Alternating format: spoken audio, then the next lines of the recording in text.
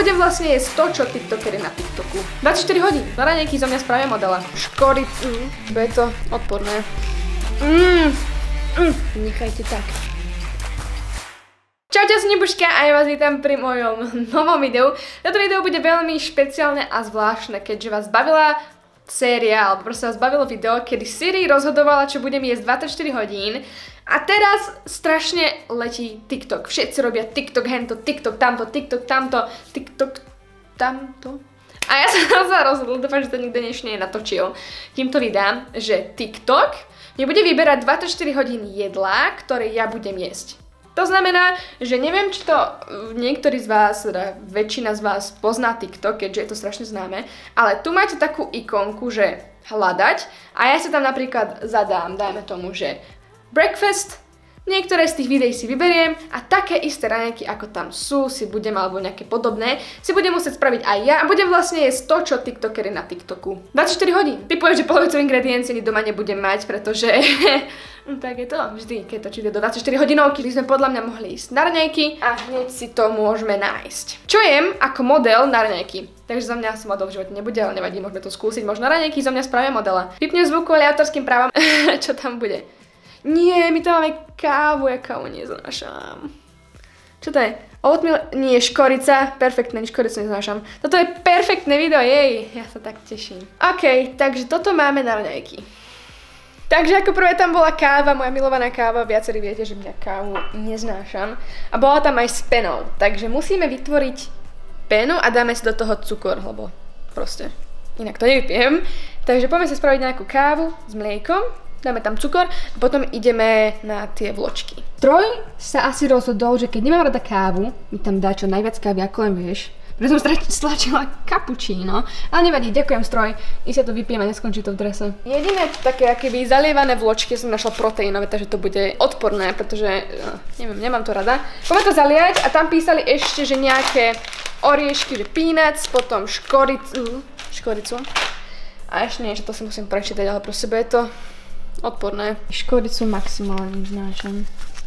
To je perfektné raňajky. Super. Už teraz to vyzerá veľmi delikátne. Niektorí to isto majú radi. Aj tam škorica a proteín. Akože, nie že by to bolo zlé, ale je to také bez chuti. Takže kávu. Ježiš, na to sme zabali, bože, ja blbá. Takže už tu máme aj kávu. No, poďme to ohutnať, pretože jedia to tiktokery, tak to musí byť dobré, ženinka. Veselitka.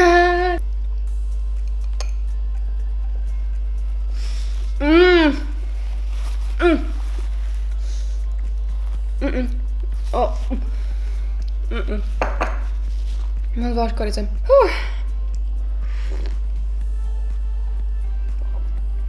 Prečo toto robím? Vyzerá to tak, že raňajky mám za sebou. Budem si bohužiaľ musieť spraviť aj 10, keďže z tohto som si myslela, že raňajky sa najem plnohodnotne, ale nie. Takže možno o takú pol hodinku čakajte 10, aby som sa vôbec dneska najedla, nepochudla, potom obed a večera. Takže raňajky nedopadli podľa mojich predstav, bolo to fakt odporné, ako neviem, niektorí z vás isto máte radi škoricu, škorica je dobre vonia, len mne osobne škorica nechutí a hoci kde je škorica, to proste nedokážem zjesť. A kávu nepijem, nechutí mi, takže to proste pre mňa pripadlo tak, že sa nenaraňajkujem. Teraz je 10, alebo som dosť hladná, keďže som naraňajkovala. Našla som na TikToku takú pani a veľmi veľakrát som to videla na For You page, že ona mala ako keby takú papriku, dala na to cream cheese a nejaké korenie a ona to zjedla. Tak to vyzerá.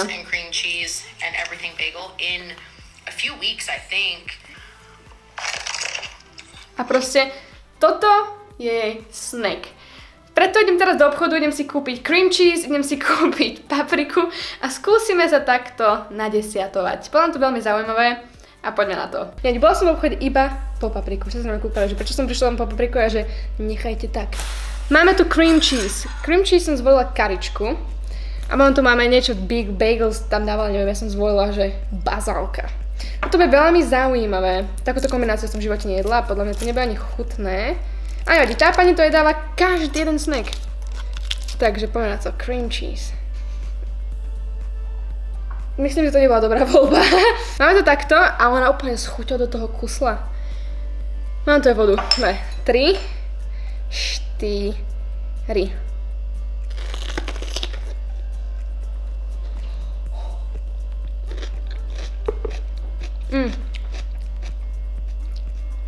To nie je zlé. Ale neviem si predstaviť, že som si proste lahla pre telku. A však je, poď sem, daj mi papriku, syr, bazálku. Až to budem jesť. Akože, ešte, ale asi trocha menej syru.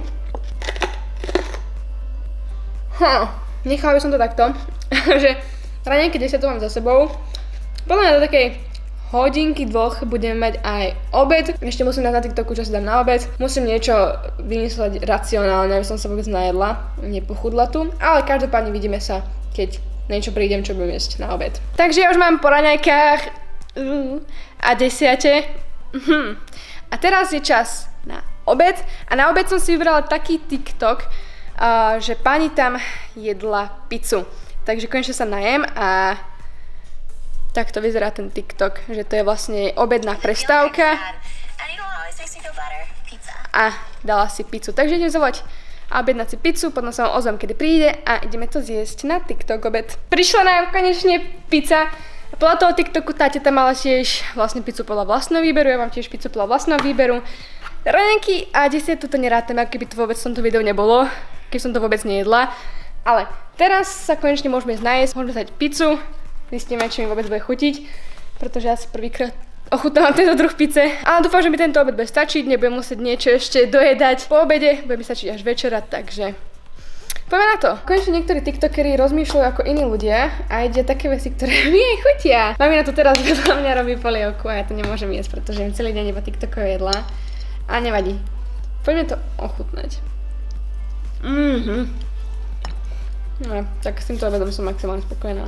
Dámy a páni, vonku je už tma a je čas na večeru. Ja som si na večeru vybrala taký čudný recept, že to bude nejaký sendvičo chlieb. Dáte to pod alobal a dáte tam šunku, salámu, syr, dvojvrstvu a proste to len zapečiete a potom si užívate večeru. Vyberám už také troška mne dobré, aby som sa najedla, ale podľa mňa to bude veľmi zaujímavé, tento zapečený chlieb, dáme tam nejaké suroviny, čo nájdem doma a tak natočím vám prosím, ako to ide. A konečne tu večera, konečne, neverím, no nevadí. Poďme na to. Mám tu pripravený plech, ktorý máme vyslať alobalom. Potom rúra sa nám tu už zohrieva, máme presne 17:54, takže podľa mňa to je perfektný čas na večeru. Dala som zatiaľ na 200 stupňov. Nevadí. Poďme si spraviť náš homemade sandwich. Oni tam síce vo videu mali chlieb veľký, ja tam mám krajec chleba, pretože oni to robili asi pre viacerých, ja to robím pre seba. A dali tam maslo a nakoniec to vyzeralo dosť suché. Ale najprv začali s tým, že tam dali šunku, potom salámu, syr. A takto opakovali do 2 vrstiev. Ale keďže mám iba chlieb, tak tam dám iba 1 vrstvu. Proste máme tu že šunku. Takú malú som našla nejako oni. Bohužiaľ my takú doma nemáme, ale táto saláma podľa mňa vyhovuje tiež kritériám, lebo je to tiež saláma. Môžeme to takto tu pekne poukladať. Takže naša predposledná vrstva syru tam bola daná.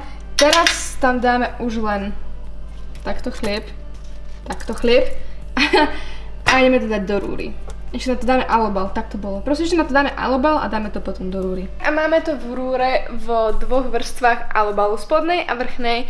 A už len budeme čakať cca 15 minút, kým sa to spraví a hneď vám to natočím, ako to vyzerá. Verím, že to bude jedlo, lebo som hladná. Večera vyzerá takto, troška sa mi to viacej spieklo, ale nevadí. Vyzerá to dosť brutálne. Jak to bude chutiť, či sa z toho vôbec navečeriame. No, 3, 4. Dosť dobré. Samozrejme, donútra si môžete dať veci podľa vlastného výberu. A je to dosť dobré. Som spokojná. Sa môžem perfektne navečerať. A už len outro. Takže už sme na konci tohto videa, dúfam, že sa vám to páčilo. Táto večera sa mi veľmi páčila, keďže to bolo niečo, čo som si vyrobila. Nedal som tam celý chlieb, dal som tam len krajec, ktorý som zapiekla s ďalším krajecom, keďže to bolo len pre mňa večera. Tipujem, že ona to robila pre viacerých, preto tam dala celý chlieb. Ale veľmi mi to chutilo. Odporúčam vám ochutnať aspoň túto večeru a keď tak aj raňajky a napíšte mi tu, budete mať môj Instagram, či vám tie raňajky chutili, či máte radi škoricu. A ak sa vám takýto typ videí páči, že mi niekto vyberá niečo jesť na 24 hodín, tak hoďte like, komentujte, odoberejte, nezabudnite toto video zadať kamarátom, ukážte to mojim otcom, bratom, sestrám, každému. No a vidíme sa pri ďalšom videu. Ahojte!